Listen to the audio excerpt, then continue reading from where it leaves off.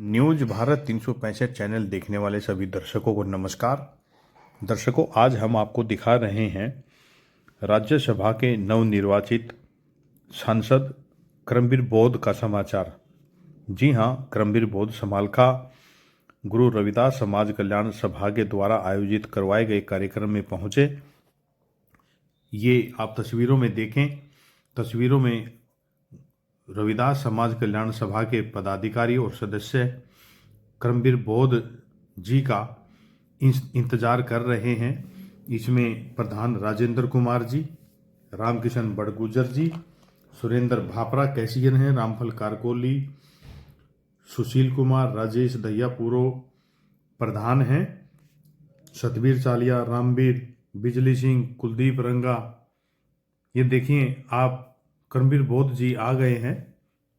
करमबीर बौद्ध जी का स्वागत करते हुए सभा की ओर से प्रधान राजेंद्र जी, रामकिशन बड़गुजर जी, सुरेंद्र भापुरा और अन्य साथी हैं, बिजली सिंह जी, कुलदीप रंगा, दिलबाग निम्बड़िया, राज सिंह हल्दाना, राजवीर और अन्य साथी करमबीर बौद्ध जी का स्वागत कर रहे हैं। सतबीर चालिया, आप देखें तस्वीरों में, ये दिलबाग निम्बड़िया और पालेराम आटा से ये राजवीर जी उनके साथ हैं। राजवीर जी विशेष तौर से उनके सहयोगी हैं। सुशील कुमार ये महासचिव रहे हैं पहले, और राजेश दहिया पूर्व प्रधान हैं। आप तस्वीरों में देखते रहें, लोग उनका स्वागत कर रहे हैं। बहुत अच्छे तरीके से लोगों ने उनका गर्मजोशी के साथ स्वागत किया। आप तस्वीरों में देखते रहें।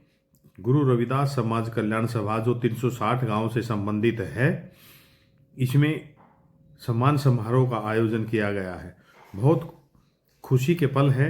यहाँ पर करमबीर बौद्ध जी का स्वागत किया जा रहा है। आप देखें तस्वीरों में, ये तस्वीरें बयां करती हैं कि लोग करमबीर बौद्ध जी के राज्यसभा सदस्य के निर्वाचित होने पर कितनी खुशी जाहिर कर रहे हैं।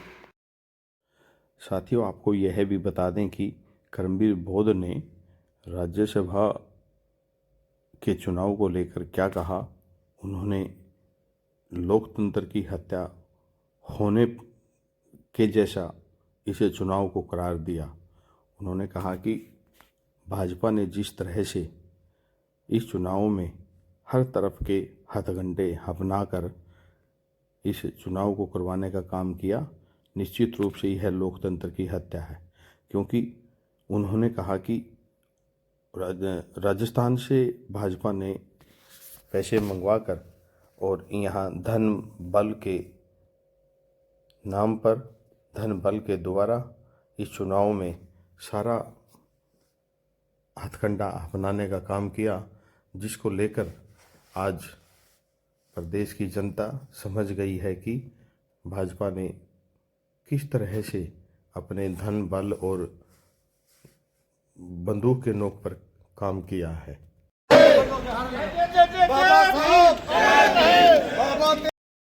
बाबा साहब को पुष्प अर्पित करने के बाद करमबीर बौद्ध जी ने सभा के सभी सदस्यों को साथ लेकर गुरु रविदास महाराज के चरणों में भी प्रार्थना की। गुरु रविदास महाराज को भी उन्होंने पुष्प अर्पित करके गुरु रविदास महाराज का भी आशीर्वाद लिया। उन्होंने चंडीगढ़ में बैठकर जिस तरह से लोगों की मदद करने का काम किया। करमबीर जी को जो सांसद राज्यसभा के चुने गए हैं, इस खुशी में आप सभी का यहाँ आने पर बहुत बहुत स्वागत।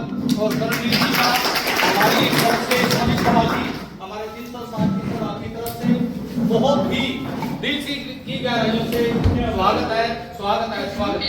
Thank you sir.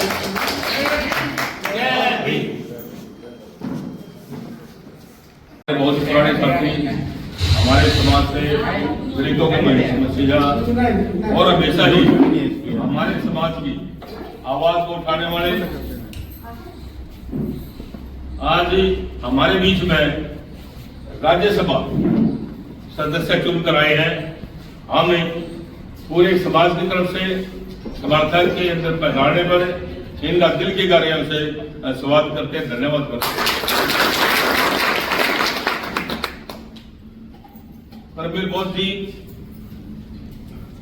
को हमने काफी नजदीक से देखा है। हम इनको अगर मसीहा कहे समाज का तो इसमें कोई अतिशयोक्ति नहीं। ये सब मुझे किसी प्रकार की प्लीज ये सब क्योंकि ना क्रॉप कर दो जो चीज मैंने देखी सेक्रेटरी में थे समाज का कोई अगर हमारे बीच में करबीर बोस जी पहुंचे हैं और तालियों से जोरदार ताली मिलता पूर्व प्रधान है राजनीति अली, मैं उनसे अनुरोध करूंगा जो आएंगे और अपनी बात सबसे पहले और समालखा रविदास सभा में पहुंचने पर करमवीर बोस जी का हम बहुत दिल से स्वागत भी करते हैं, क्योंकि मेरे टाइम में तो कई बार आए थे प्रधान था।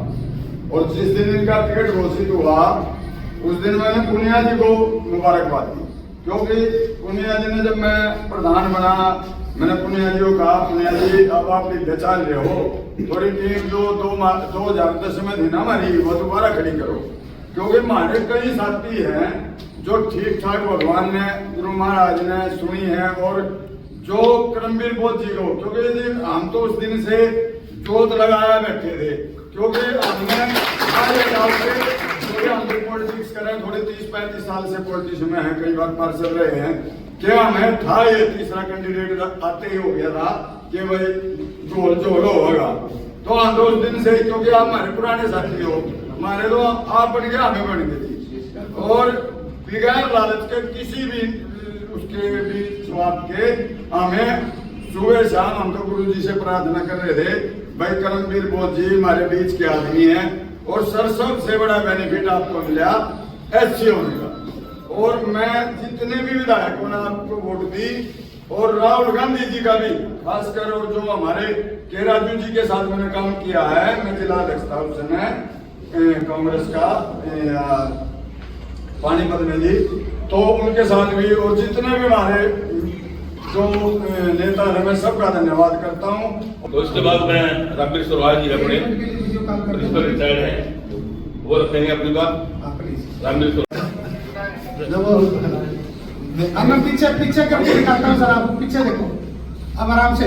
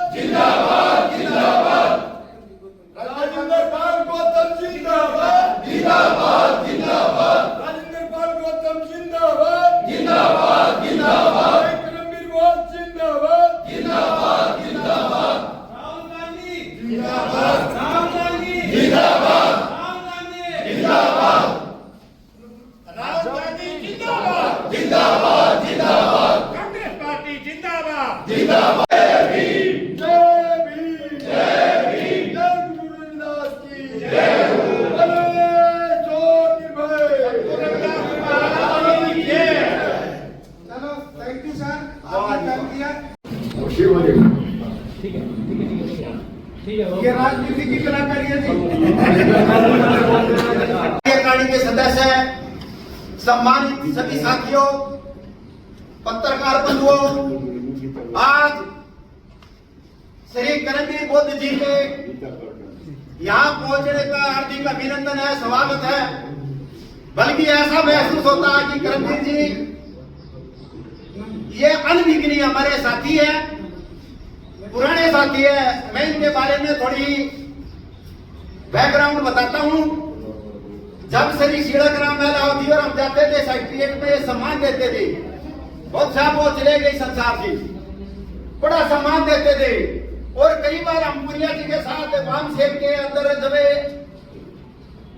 पहुंचते थे और जो ही चैप्टर दिया जाता है इतनी बढ़िया तैयारी के साथ ये सब चीज देते थे। जो आवाज है बाबा साहब के सपनों को पूरा करने में साकार करेंगे। बोलो बाबा साहब, बाबा साहब। और आज जो है शहीदी दिवस भी है। मैं उन महान सपूतों का जिन्होंने देश को आजाद करने में अहम भूमिका अदा करी, उनको नमन करते हैं पूरा समाज। जिन्होंने कुर्बानी की देश की, और बाबा साहब डॉक्टर अंबेडकर का भी ये समाज पूरा धन्यवाद करता है, ऋणी है, जिन्होंने अपने बच्चों की कुर्बानी दी इस समाज को और देश को ऊंचा उठाने के लिए, ताकि ये बराबर का दर्जा दी सके।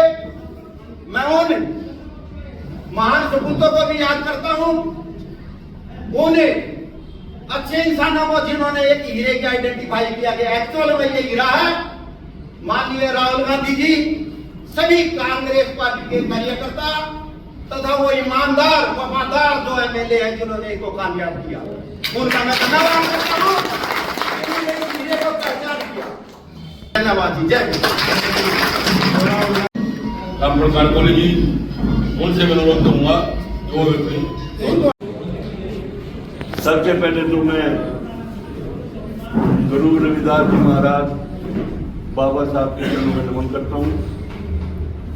साथियों, आज हमारे बीच में करमवीर जी बोस राज्यसभा का इलेक्शन जीत करके हमारे बीच में यहाँ पहुंचे, और इन्होंने इतना कीमती समय निकाल करके हमारे पास यहाँ आए। यहाँ पहुंचने पर मैं करमवीर बोस का तहे दिल से स्वागत करता हूँ, धन्यवाद करता हूँ। साथियों, सबसे बड़ी बात तो ये है कि जो इन्होंने समाज के लिए, कोई भी इनके पास जाएगा किसी काम के लिए, इन्होंने अपना काम छोड़ करके उस काम के लिए, जो साथी काम के लिए गए, उस काम का पूरा तहे दिल से काम करवाया। और आज देखो, परमात्मा जो तहे दिल से काम करता है, साथियों, उसका फल परमात्मा अवश्य देता है। आज परमात्मा ने बोस जी को इनकी मेहनत का फल ये मिला, आज हमारे समाज में बैठे हुए हैं। मैं फिर दोबारा से इनका दिल से धन्यवाद। सभी को जय हिंद, नमस्कार।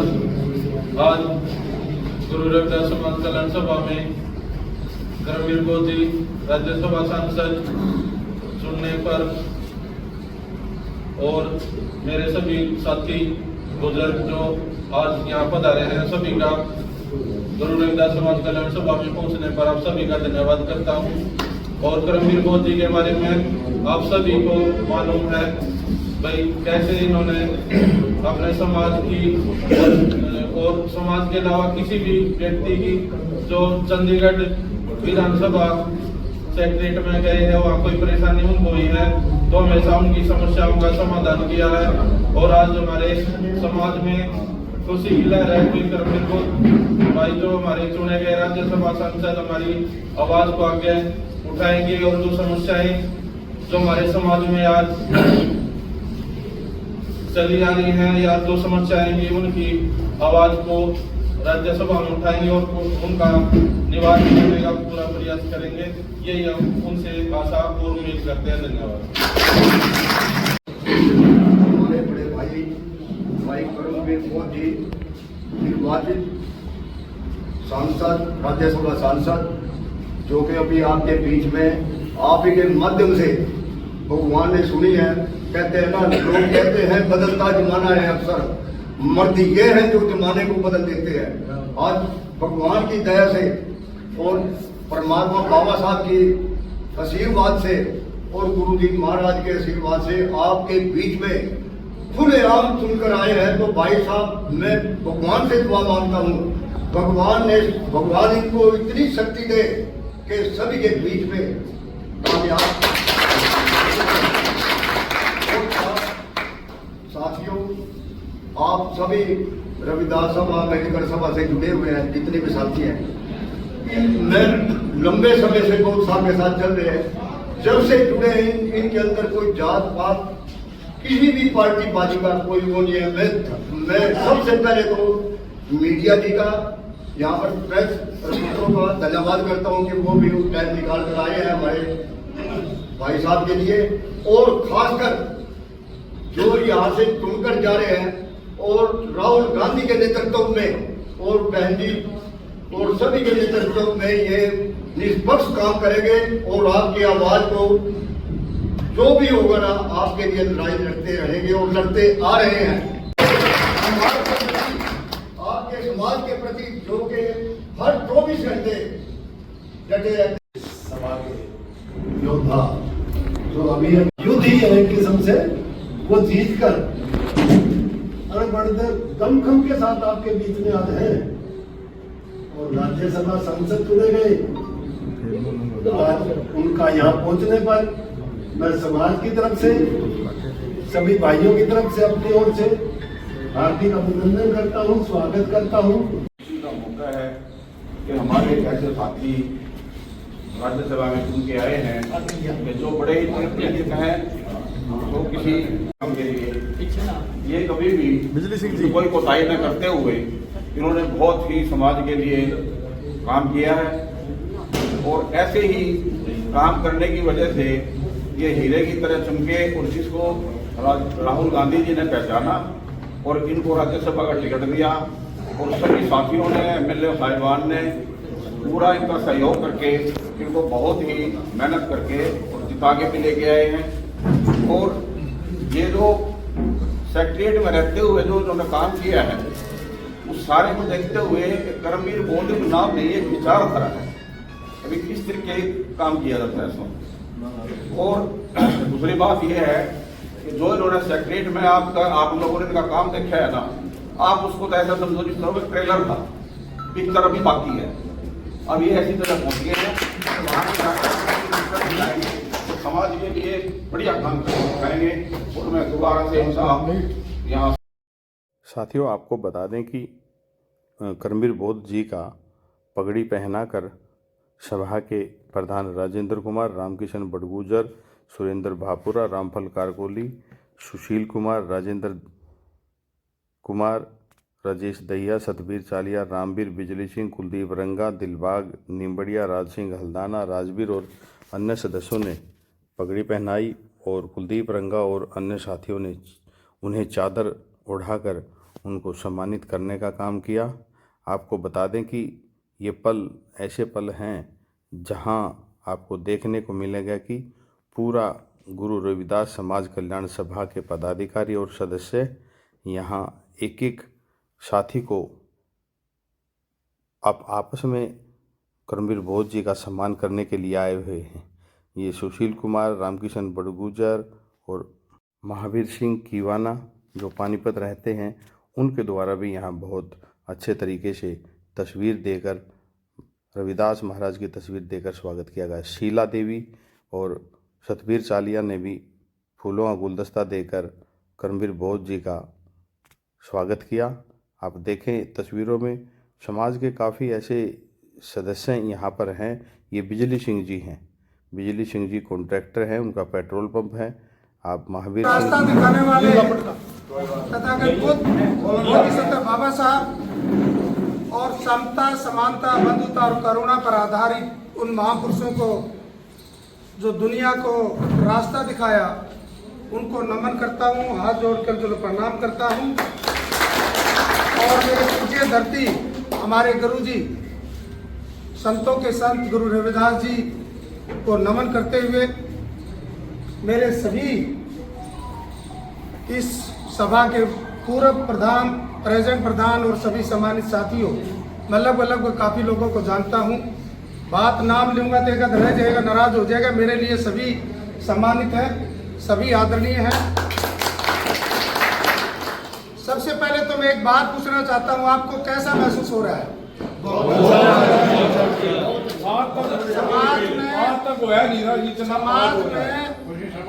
समाज में एक खुशी की लहर लग रही है मुझे। जैसा कि सारे साथियों ने, तहसीलदार साहब या मैं जो है सभी साथियों ने मेरी बुरी प्रशंसा की है, वो ज़्यादा प्रशंसा की है, लेकिन मैं इतना जरूर कह सकता हूं कि जब से ये इतनी बड़ी जिम्मेवारी जिन महापुरुषों ने दी या जिसने भी दी, उसके बाद मुझे ये पगड़ी या जो जिम्मेवारी दी है, पहली बात तो यह है कि मैंने अपना गर्रा, अपना नखरा, अपना वीआईपी कल्चर मैंने त्याग दिया है। मैं भविष्य में इस समाज में, ये बात सही है कि मैं बाबा साहब बुद्ध और गुरु महाराज का पक्का अनुयायी हूँ, कहीं कभी भी कोई डगमगाया नहीं। और कुछ दिन पहले मैं यही एक मीटिंग करके गया था, उस दिन भी कह के गया था कि मैंने आज तक किसी की चाय नहीं पी है, मेरे इस शरीर में कोई किसी प्रकार का बैल नहीं है। लेकिन मैं काम के प्रति जो मुझे जिम्मेवारी दी गई, या मेरे पास सचिवालय में रहा, या सचिवालय में रहने के बाद सामाजिक संगठन हमने जोड़ा, सारे साथी, चाहे राजवीर जी हो, चाहे तहसीलदार साहब हो, सारे जोर साथी, सब ने जो अपना आरक्षण की बहुत लंबी लड़ाई लड़ी, सुप्रीम कोर्ट का घेराव भी किया, साथ ही साथ हमने सामाजिक परिवर्तन करने का काम भी किया, समाज में फैली हुई कुरीतियों को तोड़ने का काम किया, बच्चों को पढ़ाने का काम किया, ईमानदारी से किया, जो ड्रॉप आउट बच्चे हो जाते थे उनको होमवर्क कराने का काम किया, अपनी तरफ से बाबा साहब का लिटरेचर और हमारे महापुरुषों का लिटरेचर की हजारों हजारों लाखों लाखों कॉपी हमने फ्री में डिस्ट्रीब्यूट की। नौकरी में रहते हुए सच है, मैं गुरु महाराज के दरबार में कह रहा हूँ कि मेरे घर में या मेरे दफ्तर में कोई भी गया, मैंने उसको दुत्कारा नहीं, ये सच बात है, ये मेरा दिल मानता है। जितनी मेरे से कोशिश हुई वो मैंने की, लेकिन उस समय वो पावर जितनी थी उतनी यूज होती थी। लेकिन आज आप लोगों की वजह से, मेरे समाज की वजह से, इस संघर्ष की वजह से और आपकी वाइब्रेशन की वजह से, आपकी दवाओं की वजह से दलित और पिछड़े और आदिवासी और जो समता, समानता और बंधुता और करुणा में विश्वास करने वाले लोगों की जो मुझे शुभकामनाएं आई, उसकी वजह से आज ये टोपी मेरे सर पर है। ये टोपी ये जिम्मेवारी मेरी वजह से नहीं है। अगर आप लोगों का प्यार ना होता, आप लोगों की वाइब्रेशन नहीं होती, आप लोग जो मैं प्रोग्राम करता था इस प्रकार से, तो शायद ये मुकाम पर नहीं पहुंचा जाता। आज मैंने कल ही राजवीर जी को कहा, आपको रात को कहा होगा, बहुत रात को, आज भी ये खचाखच भवन भरा पड़ा है। मैं केवल अपना आशीर्वाद लेने के लिए मंदिर आया था या मीटिंग करने लेके नहीं आया। मैंने कहा राजवीर जी को मैं निकल रहा हूं, तो मैं चाहता हूं कि मैं सबसे पहले अपने जो बाबा साहब और गुरु जी को नमन करूं और उनका आशीर्वाद लेकर मैं दिल्ली जाऊं। दिल्ली एक बहुत बड़ा काम करने में जा रहा हूं। लेकिन साथियों, ज्यादा ना कहते मैं एक बात विश्वास दिला सकता हूं, मेरे घर में पहले खुले दरबार थे और अब और ज्यादा खुले दरबार रहेंगे। मैं मिलूं या ना मिलूं, पहली बात तो मैंने अपना वीआईपी कल्चर खत्म कर दिया है। मेरे से टाइम मांगने की आवश्यकता नहीं है। मेरे से भी ये भी नहीं है कि मैं फोटो उतराऊं। कभी जहां कहोगे, फोटो की आपका भाई है, आप जहां कहोगे वहां मैं खड़ा मिलूंगा। लेकिन मेरा घर, मेरा चाहे दिल्ली का घर हो, चंडीगढ़ का घर, जो मेरे पास चंडीगढ़ आए हैं, कभी भी मुझे लगता है कि मेरे घर में आए होंगे या दफ्तर में आए होंगे, बगैर चाहे, बगैर कुछ छोटा मोटा खाए बगैर शायद नहीं आया होगा कोई भी साथी। मैंने कभी भी वो नहीं किया। तो ये बड़ी जिम्मेवारी आप लोगों की वजह से मिली है और वो बड़ी जिम्मेवारी मुझे चिंतित कर रही है। मुझे कई दिन से नींद नहीं आ रही कि इतनी बड़ी जिम्मेवारी जो बाबा साहब के अनुकंपा से, भगवान बुद्ध और हमारे महापुरुषों की अनुकंपा से मुझे मिली है, क्या मैं जिम्मेवारी पर कितना खरा उतरूंगा। जब मैं मंत्रियों को ललकारता था, एमएलए को ललकारता था कि बोलते क्यों नहीं है, वो बात अब मेरे ऊपर आ पड़ी है। अब मेरी परीक्षा का दिन है, मेरी परीक्षा का दिन है। लेकिन मैं आपको विश्वास दिलाता हूं कि मैं किसी भी बात के लिए ना बिकूंगा, ना डरूंगा, ना झुकूंगा। लेकिन आप लोगों ने सोचना होगा कि दुश्मन कौन है और आपका दोस्त कौन है। ये बात भी आप लोगों ने समझना होगा। आज देश किधर जा रहा है ये भी आपको देखना होगा। जब इस देश में जब मुझे टिकट मिली, टिकट का चुनाव केवल एमएलए करता है। तो एमएलए कितने थे? एमएलए एक तरफ 48 एमएलए थे, एक तरफ 31 एमएलए थे और 31 वाला एमएलए जो है ना, वो राज्यसभा का मेंबर बनना चाहिए था। एक एमपी जो ना उसका बनना चाहिए था बीजेपी का, और एक एमपी किसका बनना चाहिए था? कांग्रेस का। तो तीसरा आदमी धन, बल और ताकत के बल से किसने उठाया? ये बीजेपी ने उठाया। पहले 2 एमपी हमारे से लुटे और इसमें जब 37 थी तो डर किस बात का था? कोई डर की बात थी? तो तीसरा आदमी उठाने का मतलब क्या था और किसने सपोर्ट की? सरेआम जो उसका वाइस प्रेसिडेंट था, उपाध्यक्ष था पार्टी का, उसको उठाकर जो धन बल से जो ना क्या करना चाह रहे थे, इस वोट को भी खरीदना चाह रहे थे। एक एक वोट को जानबूझ के कैंसिल करवाना, एक एक वोट को जो ना एमएलए की वोट एक वोट नहीं होती, कम से कम 2 लाख लोगों की वोट होती है। साथियों, इतना दहशत का माहौल था अंदर, जब जो इलेक्शन कमीशन जो बैठा था अंदर, जिसमें मिस्टर अग्रवाल जो बैठे थे, साथियों वो ब्यूरोक्रेट्स के काबिल नहीं है, वो ब्यूरोक्रेट्स के ऊपर धब्बा है, वो बिका हुआ आदमी है। उसने क्या किया? जैसे गाजर मूली काटते चक्कू से, इस प्रकार से वोटों को काट रहा था। ये आज कहते हैं 9 बिक गए, ये बिक गए, ये 5 भी मैं कहता हूं वो अपने आप नहीं बिके, वो गोली की बंदूक से बिके हैं, वो डर से बिके हैं, वो ईडी और सीबीआई के बलबूते पे बिके हैं, वो नहीं बिकने थे। जब कांग्रेस कहते तो उनको वोट मांगने का अधिकार उसको कैसे है? अब ये प्रजातंत्र की बात करते हैं। साथियों, डेमोक्रेसी की हत्या हो रही है। और आप ये जो बात चला रखी पार्टी ने कि वोट चोर गद्दी छोड़, ये 100% सही है, 100% सही है। इसको समझो, आने वाले समय में आपका जो वोट कहीं घेरों को मिलेगा, कहीं हो क्या रहा है, सच्चाई है। एक तो ये समझने की कोशिश करेंगे हम, तो वहां रात को सरेआम वोट को कैंसिल किया जा रहा था। किसी वो जो 4 वोट जो कैंसिल, बाद में कैंसिल की बात चल रही थी, वो किसी एमएलए की बदमाशी नहीं है। अगर एमएलए ने बदमाशी करनी थी, जैसे 5 लोगों ने वोट को इधर उधर किया, तो वो छोटा छोटा निशान या जानबूझ के उन्होंने मोर ऊपर नीचे किसने लगाई? इलेक्शन कमीशन ने लगाई, और जानबूझ के जो है उसको 5 बार ठीक कहा। दूसरे भी जो ना आरोप थे, दूसरे भी थे, उससे ऊपर सीनियर थे ए श्रीनिवास जी, उससे बात बार बार करके कि क्या है, उसने बार बार कहा इन वोटों में कोई कमी नहीं है, रख दी ठीक टोकरी में, फिर उठा ली, फिर रख दी, फिर उठा ली, फिर रख दी, फिर उठा ली। अगर वीडियो क्लिप आ जाए, जैसे चंडीगढ़ में जिस प्रकार से इलेक्शन का जो ना हत्या हुई थी, उससे भी खतरनाक सीन है। इसका पता लग जाएगा बीजेपी की क्या मंशा है। और 5वां कैंडिडेट जब पैसे के बलबूते पर लोगों को खरीदा गया, लोगों को डराया गया, तो साथियों आने वाले समय में इस देश में क्या बंदूक वाला रहेगा या पैसे वाला रहेगा, आप लोगों की कोई पूछ नहीं होगी। ये हालात पैदा सरकारें जो है कर रही है। आपने सोचना होगा, मुझे केवल कांग्रेसी मत मानना कि मैं कांग्रेस का भाषण दे रहा हूं, बिल्कुल भी नहीं। मैं एक बाबा साहब का सच्चा अनुयायी हूं। मैं उस बात में विश्वास करता हूं कि समता, समानता और बंधुता और करुणा की बात हो, जो हमारे जो है सतगुरु जी महाराज जी ने कहा था कि ऐसा चाहूं राज में जहां मिले सबन कोहन, छोड़ बड़ सम बसे रदास रहे प्रसन्न। ये बात आज राहुल गांधी जी, जननायक राहुल गांधी जी अपने मन के अंदर 23 फरवरी को हमारे सामने इस तरह से एक मीटिंग होती है, और राहुल गांधी जी कहते हैं कि मैं प्रधानमंत्री के लिए दौड़ नहीं लगा रहा, मैं नेता बनने के लिए दौड़ नहीं लगा रहा, मैं इस देश में जब तक समानता नहीं आ जाएगी, सबको समान अधिकार नहीं आ जाएंगे, तब तक जो है मैं थाली नहीं बैठूंगा, तब तक मैं घर में नहीं बैठूंगा। तो उस आदमी ने कहा इतनी बड़ी बात, और आज आप देखते होंगे कि पार्टी ने अपने जो ना कम से कम 7 राज्यों में अपने प्रदेश अध्यक्ष बनाए हैं शेड्यूल कास्ट। आज आपका भाई बिल्कुल गरीबी धरती, बिल्कुल आपका मीडियम, एक सामाजिक कार्यकर्ता, एक सामाजिक कर्मचारी, काम तो ठीक है, लेकिन मेरा बहुत बड़ा कोई योगदान नहीं है। बहुत बड़ा ये नहीं है मैं कोई, मेरे पीछे कोई बहुत बड़ा पैसा है, मेरे परिवार में कोई बहुत बड़े पॉलिटिशियन है, या मेरे परिवार में बहुत ज्यादा ब्यूरोक्रेट्स हैं, ऐसा बिल्कुल नहीं। मैं एक सामान्य परिवार से हूँ, एक मजदूर का बेटा हूँ, एक गरीब का बेटा हूँ, और उसके लिए बीजेपी ने अपने जो है गुजरात से एक ट्रक भर के नोटों को लाकर और जो है खरीदने के लिए जो है यहाँ बोली लगा दी थी।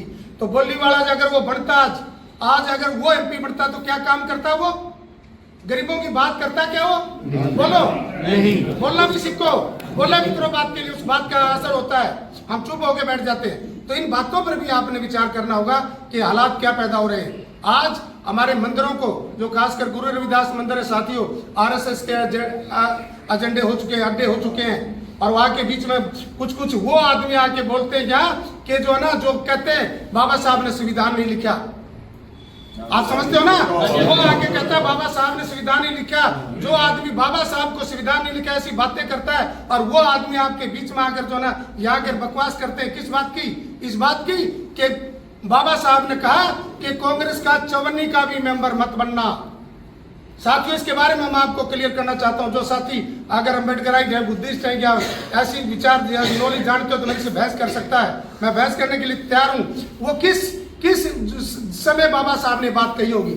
जब बाबा साहब ने पार्टी बनाई थी, अपनी पार्टी बनाई, एक तरफ कांग्रेस थी, एक तरफ बाबा साहब की पार्टी थी, एक तरफ बाबा साहब खड़े थे, एक तरफ कांग्रेस खड़ी थी।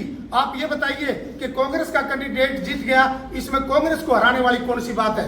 हर आदमी अपनी पार्टी का आदमी उठाता है।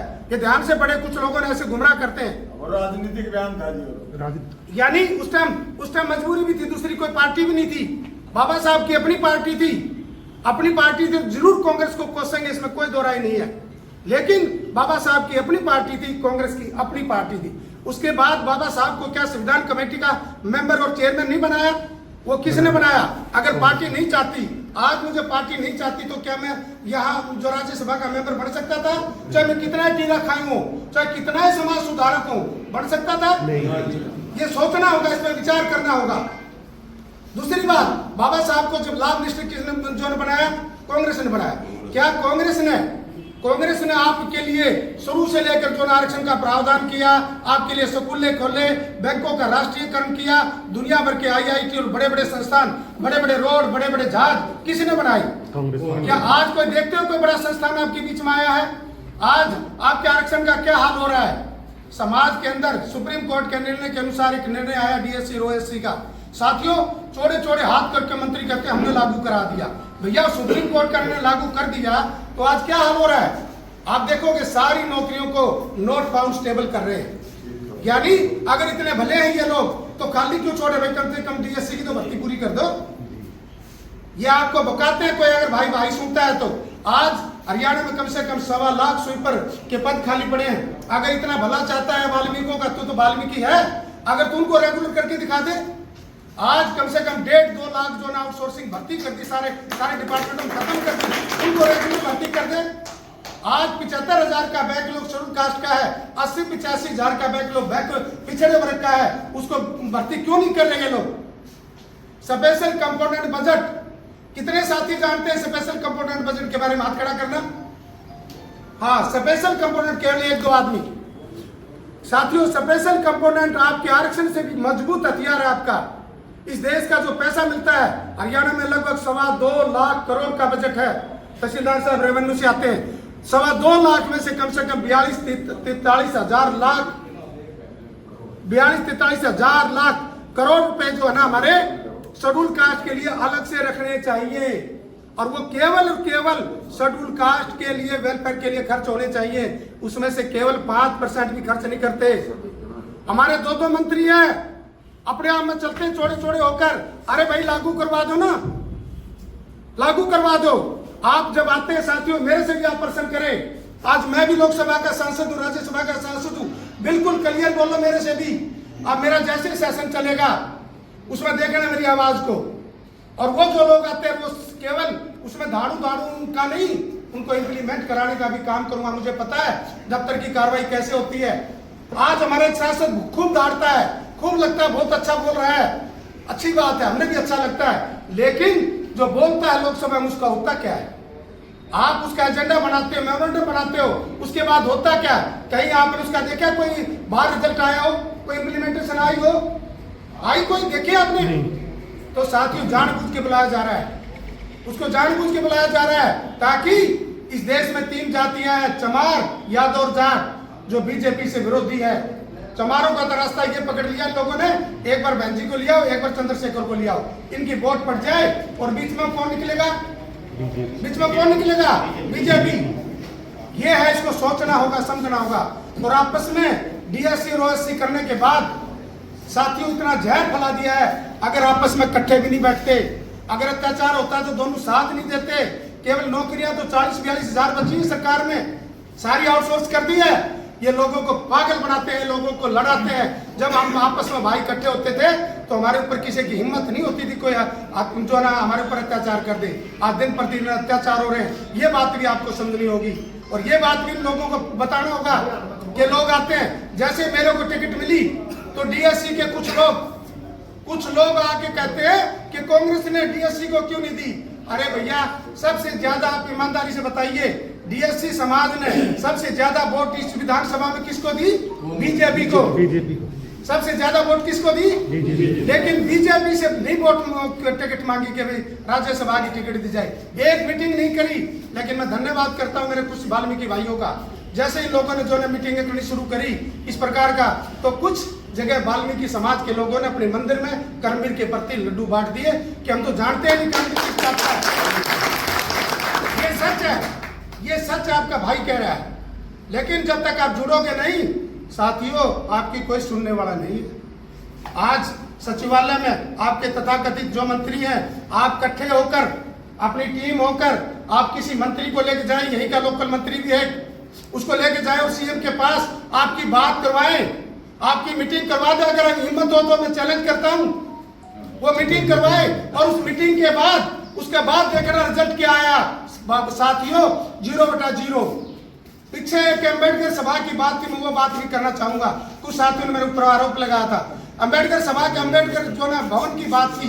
साथियों, कितनी बड़ी रैली आप लोगों ने की थी और उसमें अम्बेडकर भवन की बात उठाई थी, मुख्यमंत्री ने मानी थी खट्टर ने, और हमारा मंत्री कह रहा था ये कर दिया। कहाँ गया मंदिर, कहाँ गया भवन? मेरा नाम लिया, करमवीर रुका दिया। करमवीर कोई चीफ मिनिस्टर लग रहा था। मैंने एक मांग पत्र दिया हुआ बना के, बस इतनी बात थी। लेकिन हमारे साथी उनके कहने से कहने लगे कि करमवीर ने रुकवा दिया। अरे भाई, करमवीर बाबा साहब का भवन माज गुरु जी के दरबार में कह रहा हूँ, ये मेरी इतनी ताकत कहाँ थी कि मैं भवन को रुकवा दूं? अगर सरकार चाहे, मंत्री चाहे तो मैं रुकवा सकता हूँ? नहीं। मैं छोटा सा कर्मचारी रुकवा सकता था? नहीं। तो इस प्रकार के साथियों जो जालिम चीजें हैं उनको भी आपको रोकना होगा। ये सारी बातें साथियों आपको पर्सन करने होंगे इन लोगों के सामने, मेरे सामने भी आपने पर्सन करने होंगे। और मेरे घर के लिए जो मेरा मकान दिल्ली में मिलेगा, मैं दोबारा फिर कह रहा हूँ साथियों, किसी को अपॉइंटमेंट लेने की जरूरत नहीं है। अगर छोटा भी होगा तो नीचे दरी बिछा लेंगे, गद्दे घेर लेंगे और अगर खाना भी कम रहेगा तो आपसे हाथ जोड़ लूंगा, भाई लस्सी दाल या कहती बोरी गेहूं की खा लेना, हम उड़े, कोई रोक टोक नहीं होगी आपके लिए, कोई रोक टोक। आपने बिल्कुल टेलीफोन के भरोसे नहीं रहना, चाह के अपने घर की तरफ वहां सो जाओ, कभी तो रात सवेर को आएगा करमवीर। बिल्कुल टाइम मांगने की जरूरत नहीं। आप जैसे अपने घर में जाते घर में सोगे, आप इस तरह से आके वहां जो ना भाई राजवीर जी है इस पर मंगवा लें गद्दे।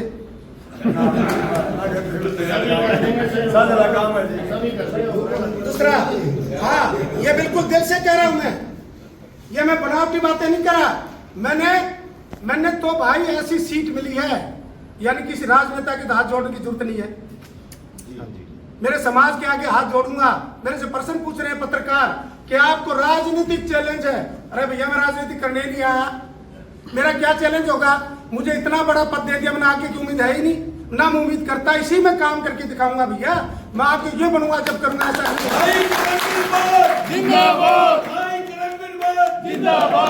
जिस दिन इस तरह से मीटिंग होनी शुरू हो गई है, कल परसों में कहा गया अपने 15 पंचकुला माता टेकने गया गुरु जी के दरबार में। मैंने सवेरे सवेरे फोन किया, साथियों चलते थे, 2 पूरी करवाते थे। मैं दीवार को टक्कर नहीं मारूंगा, मैं अपने समाज के लिए 1 by 1 एक एक काम को पूरा कराऊंगा। जैसे मैं कहता हूं बार बार, ड्राइवर वो अच्छा है, चाहे समाज का हो, चाहे गाड़ी का हो, चाहे देश का हो, जो अपनी गाड़ी को विपरीत परिस्थिति, विपरीत रोड टूटे हुए हैं, भूकंप आ गया, पेड़ टूट गए, उसके बावजूद भी अपनी गाड़ी को गंतव्य पर लेके जाए। मैं उस लाइन पर काम करूंगा, समाज को इकट्ठा भी करूंगा और समाज के लिए अधिकार के लिए मैं खड़ा रहूंगा। आज मैं इन लोगों को चैलेंज करता था, तुम बोलते नहीं हो, एमएलए मंत्री को बोलता था। लेकिन ये भाई बोलने भी का काम भी करेगा और कभी भी मैं तो अपनी थाली रोटी लेकर अपनी जनता बीच के बैठ के खाने लग जाता हूँ, बात भी करता हूँ और जो वो करता हूँ। ये नहीं कि अंदर नहा रहा और नहाने धोने के लिए तो 5-10 मिनट लग जाती है, उसके बाद तो मैं कपड़े भी आधे पैर के बीच में बैठ जाता हूँ कि ताकि किसी को वेट ना करनी पड़े। बिल्कुल वेट नहीं कराई जाएगी, ये 100% मैं वादा करता हूँ। और मैं गुरु महाराज जी से प्रार्थना करता हूँ हाथ जोड़कर कि मुझे इतना प्यार इस समाज से पूरे देश से मिल रहा है, इतना प्यार दुलार मिल रहा है।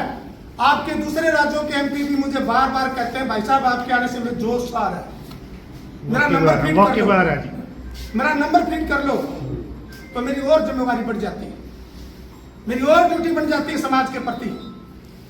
तो इसलिए मैं आप लोगों का तहे दिल से धन्यवाद करता हूं, पूरे समाज का करता हूं। ये आवाज आप लोग घरों में फैलाएं। इतना जरूर है कि आने वाले समय में मैं अपने सूझबूझ से, मुझे मेरे पास राजपूत समाज के एसोसिएशन आई है, उन्होंने कहा है कि भाई साहब हम आपके साथ काम करना चाहते हैं, जो अच्छे अच्छे लोग आएंगे उनको जोड़ेंगे और समाज के अंदर भैया तुम्हें जो सम्मान मिलता है, मेरे भी schedule caste backward class minority के लोगों के साथ हम भी इंसान हैं, हमें भी वो सम्मान मिलना चाहिए। आज हरियाणा में कोई भी अत्याचार नहीं होने देंगे, अगर अत्याचार होगा तो साथ ही उसका मुंह तोड़ जवाब देंगे हम दोनों। आज मौका आपके भाइयों को और आपके समाज को जो ना बहुत बड़ी पार्टी दे रही है और अपनी गलतियों का एहसास भी कर रहे हैं।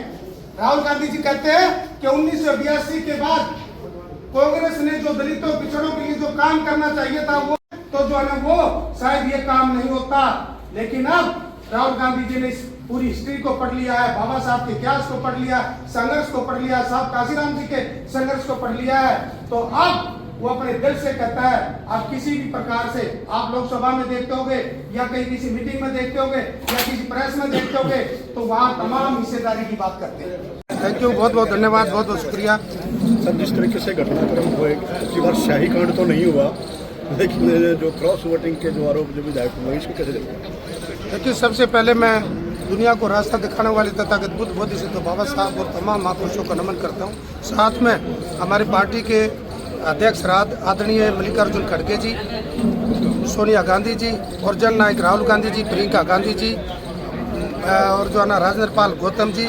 वेणुगोपाल जी, के राजू जी और अनिल जैन जी, वो जो शीर्ष नेता उनका धन्यवाद। और प्रदेश के मेरे जो है ना आदरणीय हुड्डा साहब, सुरजेवाला जी, बहन शैलजा जी, भाई दीपेंद्र जी, चौधरी वीरेंद्र सिंह जी और तमाम जो हमारे मेंबर पार्लियामेंट और एमएलएज हैं जिन्होंने मुझे इस मुकाम पर पहुंचाया, उनका मैं गहराई इसके दिल की गहराई से धन्यवाद करता हूं। जहां तक आपका प्रश्न है, ये डेमोक्रेसी की हत्या है, ये जो लोकतंत्र की हत्या है, ये पैसे और धन बल के कारण ये जो ना इन लोगों को खरीदा गया, उनको डराया गया और जानबूझकर जो आरोप था, जो एक अधिकारी था जो ब्यूरोक्रेसी के ऊपर दबा है, ब्यूरोक्रेसी के ऊपर कलंक है, वो बहुत मोटे पैसे और लालच में जो ना वो कैंसिल करने का काम किया। आने वाले समय में इस देश को समझना होगा, जनता को समझने वाला होगा कि इस देश का संविधान खतरे में है, डेमोक्रेसी खतरे में है, उसको हमें बचाने के लिए हम लड़ाई लड़ेंगे। और मैं ये वादा करता हूँ आदरणीय राहुल गांधी जी के नेतृत्व में मैं पूरे देश में जाऊँगा और वो जो डेमोक्रेसी की हत्या हो रही है उसको बचाने के लिए जगह जगह जन जागरण हम चलाएंगे। आप सभी ने करमवीर बौद्ध जी की पूरी वीडियो देखी। न्यूज़ भारत 365 चैनल देखते रहें। जय हिंद, जय भारत।